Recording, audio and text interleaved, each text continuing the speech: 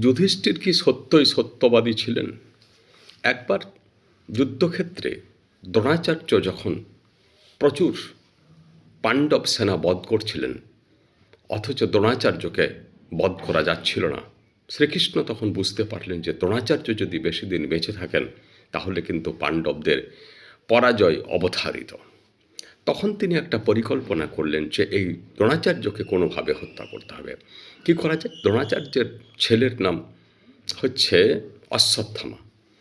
তখন তিনি যুধিষ্ঠিরকে বললেন যে অশ্বত্থামা মারা গেছে এইরূপ একটা মিথ্যা খবর দিতে হবে দ্রোণাচার্যের কানে। অন্য কেউ দিলে বিশ্বাস করবে না। তাই যুধিষ্ঠিরকে বলা হলো যে তুমি বলো যে অশ্বত্থামা মারা গেছে। কিন্তু যুধিষ্ঠির মিথ্যা কথা বলতে রাজি নয়। তখন বলা হলো যে তুমি বলবে যে অশ্বত্থামা নামে একটা হাতি মারা গেছে।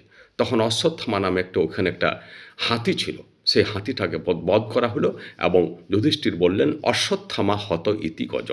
তো অশ্বত্থামা হত কথাটা দ্রোণাচার্যের কানে গেল। ইতি গজ মানে হাতি, এই নামে একটা হাতি, এই কথাটা দ্রোণাচার্য শুনতে পেলেন না।